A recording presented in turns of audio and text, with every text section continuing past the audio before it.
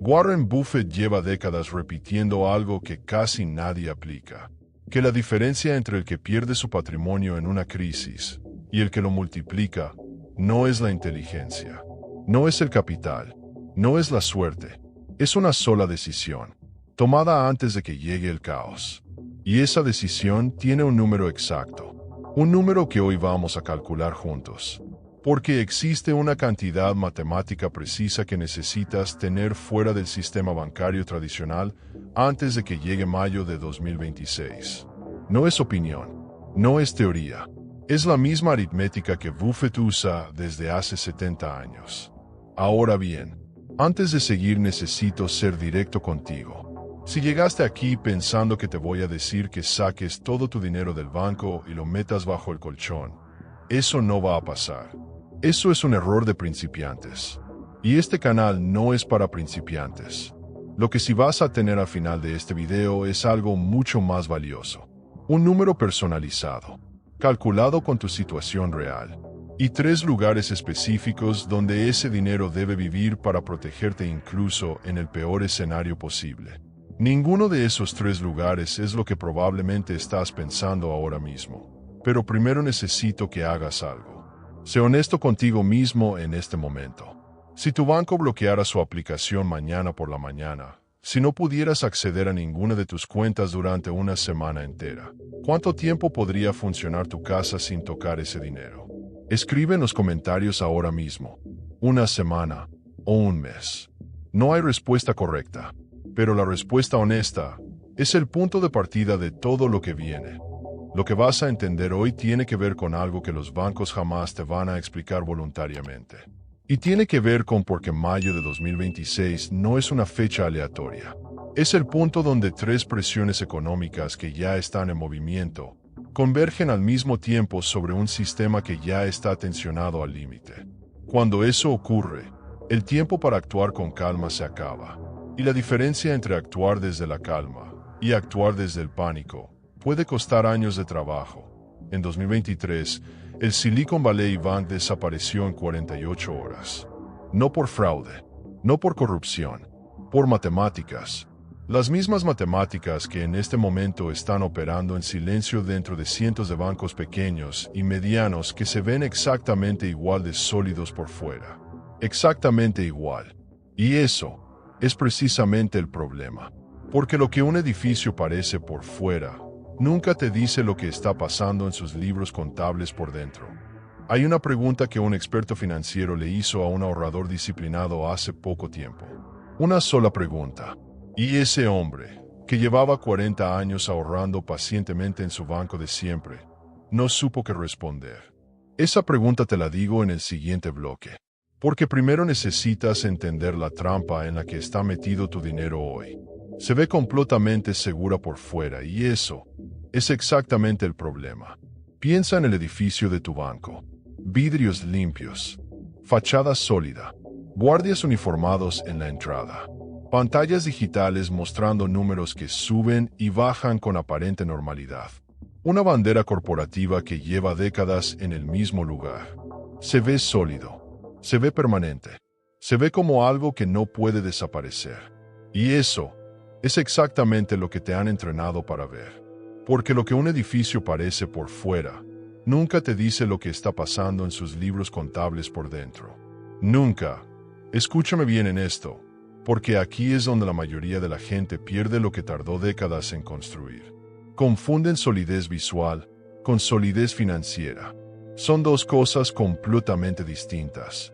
Y los bancos lo saben. Por eso invierten fortunas en arquitectura imponente, en logos que transmiten confianza, en publicidad que te repite una y otra vez que tu dinero está seguro ahí adentro. Porque si alguna vez empezaras a dudar de verdad, el sistema completo tendría un problema. Marzo de 2023. Silicon Valley Bank, uno de los bancos más grandes de Estados Unidos, con décadas de historia, con miles de clientes corporativos, startups y fondos de inversión, desapareció.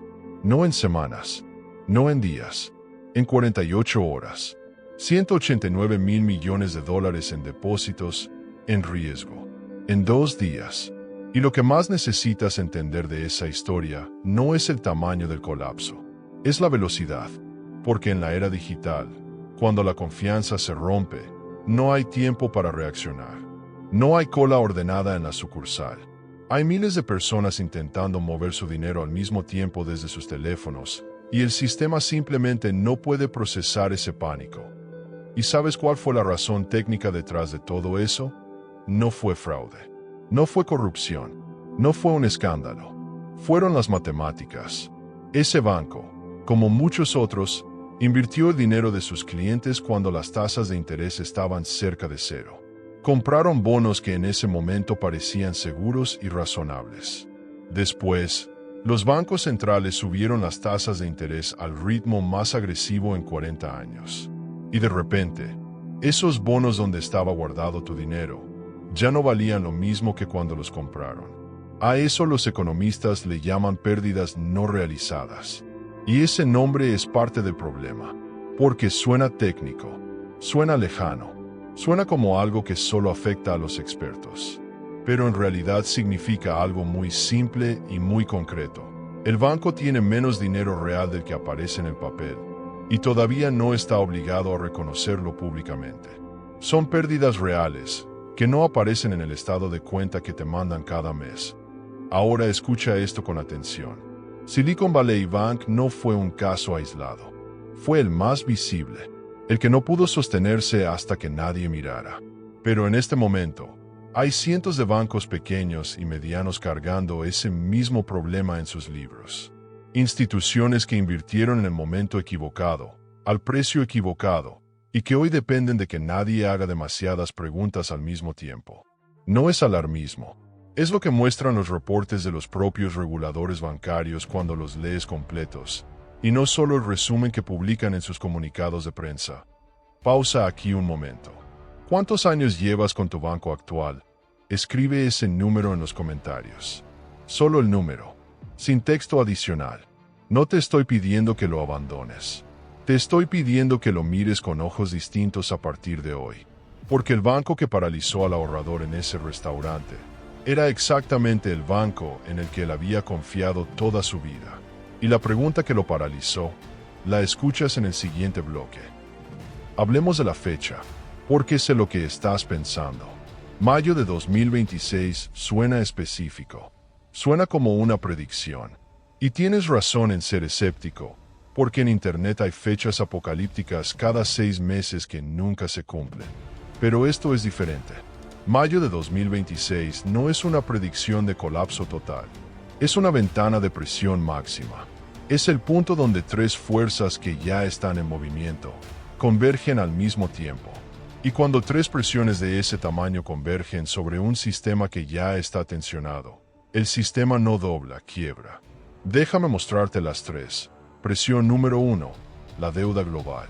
El mundo está cargando niveles de deuda que nunca habíamos visto en tiempos de paz. No en guerra, no en reconstrucción posguerra. En tiempos normales, con economías funcionando, con mercados abiertos, con gente trabajando. Y servir esa deuda, con las tasas de interés actuales, consume una proporción de ingresos que hace una década hubiera sido impensable. Piénsalo así. Imagina que tienes una tarjeta de crédito al límite. Durante años pagaste el mínimo porque la tasa era baja y podías manejarlo. De repente, el banco te triplica la tasa de interés. El mismo saldo, la misma deuda, pero ahora el pago mínimo consume la mitad de tu sueldo. El dinero que antes usabas para crecer, para invertir, para construir, ahora lo usas para pagar intereses. Eso no es crecimiento. Es asfixia en cámara lenta. Y eso es exactamente lo que le está pasando a gobiernos, empresas y familias en este momento a escala global. Presión número 2. El vencimiento masivo de deuda comercial. En los próximos 18 a 24 meses, un volumen extraordinario de préstamos comerciales e inmobiliarios vence y necesita refinanciarse.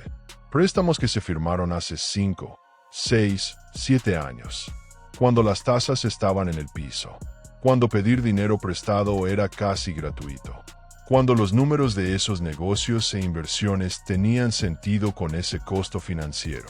Hoy esos préstamos deben renovarse, pero las tasas ya no están en el piso.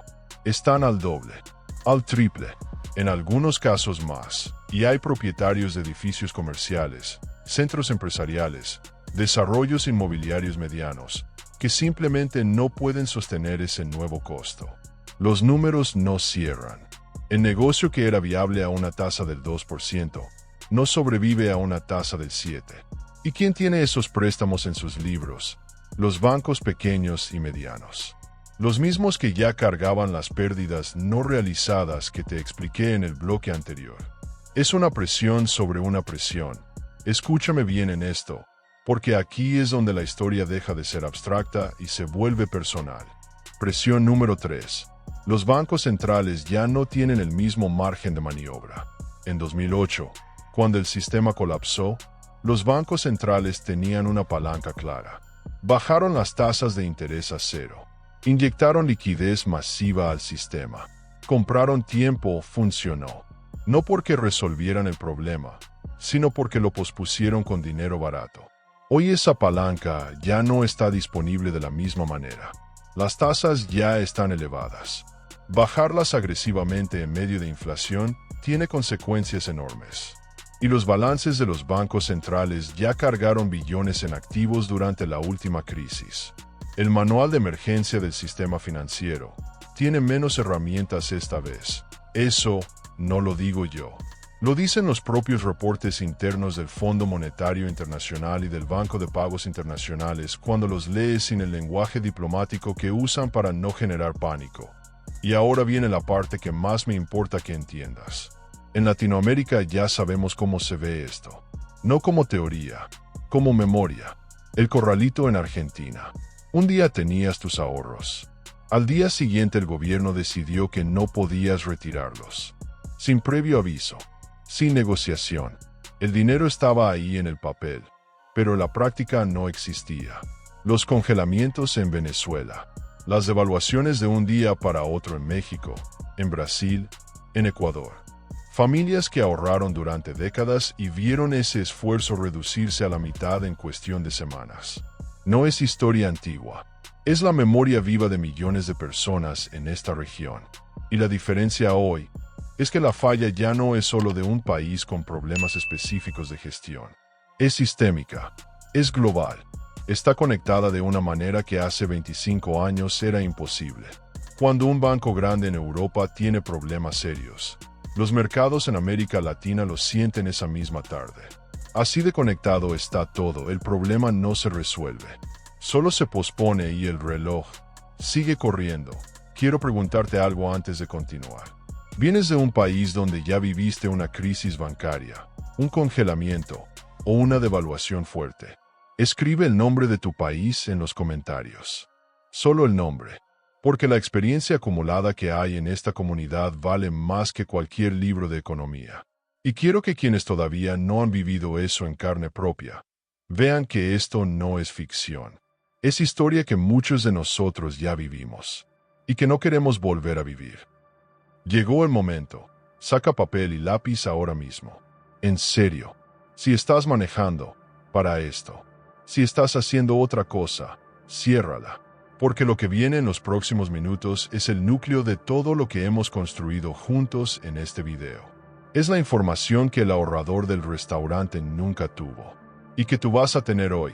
Warren Buffett tiene un concepto que ha usado en cada inversión que ha hecho durante 70 años de carrera. Un concepto tan simple que cabe en 3 palabras, y tan poderoso que lo ha convertido en el hombre más respetado de la historia financiera moderna. Se llama margen de seguridad. No es un término complicado. No necesitas entender mercados de futuros ni derivados financieros para aplicarlo. El margen de seguridad es simplemente esto: la distancia real entre donde estás parado tú y el borde del precipicio. Cuanto mayor es esa distancia, menor es tu riesgo.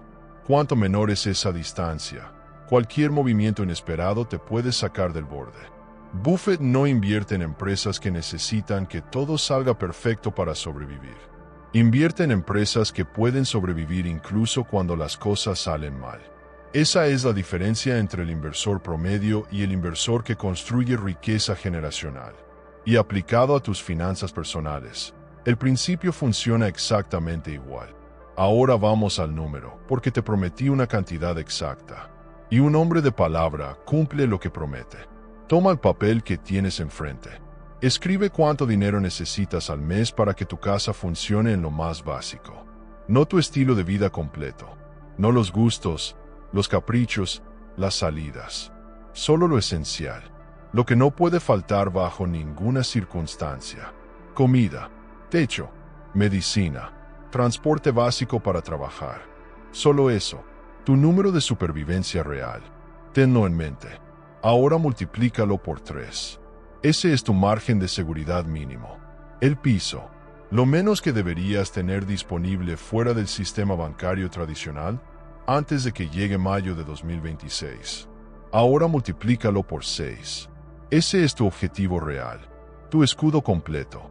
La distancia cómoda entre tú y el borde. Si tu número básico mensual es $1,000, tu mínimo es 3,000 y tu objetivo es 6,000. Si tu número básico es 2,000, tu mínimo es 6,000 y tu objetivo es 12,000. Si es 500, tu mínimo es 1,500 y tu objetivo es 3,000. El porcentaje es el mismo para todos. Solo cambia la escala. ¿Lo tienes calculado? Bien, guarda ese número. Porque ese número tiene un nombre a partir de hoy. Se llama tu línea de independencia. Ojo con esto, porque aquí es donde el consejo cambia completamente y donde la mayoría de los canales financieros te llevan por el camino equivocado. No te estoy diciendo que inviertas ese dinero. No te estoy diciendo que lo pongas en criptomonedas, ni en acciones, ni en ningún instrumento que pueda subir o bajar dependiendo de lo que pase en los mercados. Te estoy diciendo que lo rescates. Hay una diferencia enorme entre rescatar dinero e invertir dinero. Rescatar significa sacarlo de un sistema que tiene riesgos que tú no controlas y ponerlo en un lugar donde tú sí tienes control directo sobre él. Eso no es lo mismo que invertir. Es algo más importante que invertir. Es asegurarte de que cuando el tablero se ponga rojo, tú ya tomaste decisiones desde la calma y no desde el pánico. Porque las decisiones que se toman desde el pánico siempre cuestan más de lo que debían. Siempre. Ahora bien, calcular el número es la parte fácil. La pregunta que realmente importa es la siguiente. ¿Dónde vive ese dinero? Y aquí es donde casi todo el mundo comete el segundo error, más caro después de no tener el dinero separado. Lo guardan en el lugar equivocado. En unos minutos te voy a mostrar los 3 lugares específicos donde debe vivir tu margen de seguridad. 3 lugares que Warren Buffett usa para proteger su liquidez en tiempos de incertidumbre. 3 lugares que funcionan incluso cuando el sistema bancario está bajo presión máxima. Ninguno de los 3 es lo que probablemente estás pensando ahora mismo. Pero antes de llegar ahí, necesitas saber cómo detectar si el momento crítico ya está llegando antes de que aparezca en los titulares. Porque cuando aparece en los titulares, ya es tarde para actuar con calma. Escríbeme en los comentarios el número que calculaste hoy. No el monto exacto si no quieres. Solo escribe, calculé mi número. Quiero saber cuántas personas en esta comunidad están tomando esto en serio hoy. Porque esa decisión, la de calcular antes de que sea urgente, es exactamente lo que separa al 10% que sale adelante en una crisis, del 90% que reacciona cuando ya es demasiado tarde. ¿Tienes auto? Piensa en esto un segundo. Cuando se enciende una luz roja en el tablero, tienes exactamente 2 opciones. La primera, pegarle una cinta negra encima. Seguir manejando. Fingir que no existe. Confiar en que el problema se resuelve solo si no lo miras directamente. La segunda, frenar. Revisar. Entender qué está pasando en el motor antes de que el motor decida parar en el peor momento posible. El 90% de la gente le pone la cinta negra a sus finanzas. No por irresponsabilidad, por comodidad, porque revisar da miedo. Porque si no lo ves, puedes convencerte de que no existe. Pero el tablero no miente. Y hoy, vamos a quitarle la cinta juntos. Existen 3 señales específicas que los analistas financieros monitorean cuando quieren saber si el sistema está bajo presión real. No teoría, no especulación. Indicadores concretos que han aparecido antes de cada crisis financiera mayor de los últimos 40 años. No necesitas ser analista de Wall Street para entenderlos. Solo necesitas saber que existen. Señal número 1. El rendimiento de los bonos del tesoro. Este número aparece en cualquier portal financiero gratuito. Es público, es visible, y la mayoría de la gente lo ignora completamente porque suena aburrido. Pero escucha esto. Cuando ese rendimiento sube de forma violenta en pocos días, sin una razón económica clara que lo justifique, no es una buena noticia. Significa que los mercados institucionales están pidiendo más compensación por el riesgo de prestarle dinero a los gobiernos. Y cuando los mercados institucionales sienten ese nivel de riesgo, es porque ya saben algo que todavía no apareció en los titulares. Eso es pánico institucional. Y el pánico institucional siempre precede al pánico popular. Siempre, sin excepción. Señal número 2. Las acciones de los bancos regionales. No los grandes, no los que aparecen en todas las noticias. Los medianos, los pequeños, los que tienen presencia en ciudades intermedias y que manejan una proporción enorme de los préstamos comerciales del país. Cuando esas acciones caen de forma sostenida, sin escándalo visible, sin noticia obvia que lo explique, alguien ya sabe algo que tú todavía no sabes. Los mercados filtran información antes de que esa información llegue a los titulares. Siempre ha sido así. Siempre lo será. Esta señal específica apareció 2 semanas completas antes de la caída del Silicon Valley Bank. 2 semanas, quienes la vieron y actuaron, tuvieron tiempo de sobra. Quienes esperaron el titular, ya no tuvieron opciones cómodas. Señal número 3. El mercado de crédito interbancario. Este es el mercado donde los bancos se prestan dinero entre sí para cubrir sus operaciones diarias. Es invisible para la mayoría de las personas. Funciona en silencio detrás de todo lo que ves.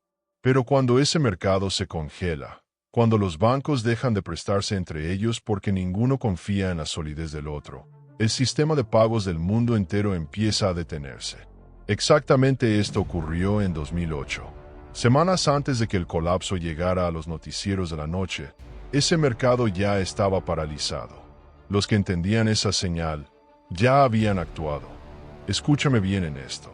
No te estoy pidiendo que te conviertas en analista financiero. No te estoy pidiendo que revises estos indicadores cada hora. Solo te estoy pidiendo que sepas que existen. Porque una persona que sabe qué señales buscar, tiene una ventaja enorme sobre 99 personas que solo reaccionan cuando el problema ya apareció en televisión. Esa ventaja se llama tiempo y el tiempo, en una crisis financiera, lo es absolutamente todo.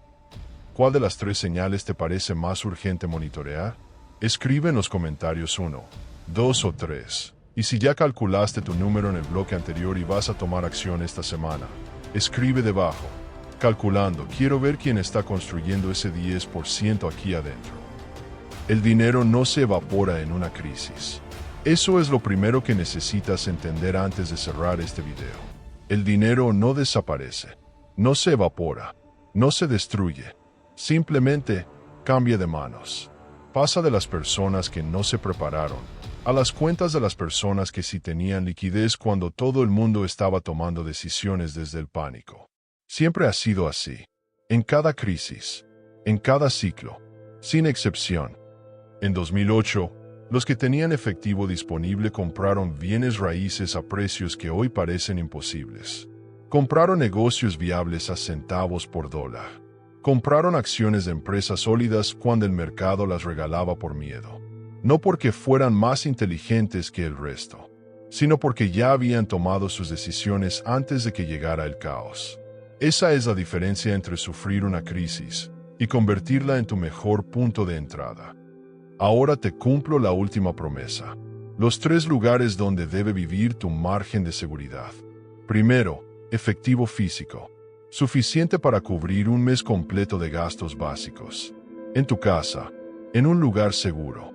Porque si no hay luz, ni internet, ni red bancaria funcionando, el efectivo físico opera igual. Sin contraseña, sin señal, sin permiso de nadie. Segundo, metales físicos. oro o plata que puedas tocar. No fondos, no ETFs, metal real. El oro ha preservado valor en cada crisis monetaria de los últimos 5.000 años. No es especulación, es la caja fuerte más antigua y probada de la historia humana. Tercero, activos líquidos fuera del banco tradicional. Bonos de tesoro directos. Plataformas reguladas fuera del sistema bancario convencional. Líquidos, accesibles, pero no atrapados en un balance bancario que puede congelarse sin previo aviso. Warren Buffett asume que el 90% de la gente entrará en pánico cuando esto llegue. Siempre ha sido así, pero el 10% restante, el que entiende cómo funciona el sistema y ya tiene su dinero protegido, ese 10% siempre sale adelante. Si calculaste tu número hoy, si vas a construir tu margen de seguridad antes de mayo, baja los comentarios ahora mismo y escribe una sola palabra: protegido. Y si conoces a alguien que tiene todo su patrimonio confiado ciegamente a su banco sin ningún plan de contingencia, comparte este video con esa persona. No como alarma, como información, porque eso es exactamente lo que un amigo de verdad hace. El video que necesitas ver ahora mismo está apareciendo en tu pantalla. Haz clic ahí. Nos vemos del otro lado.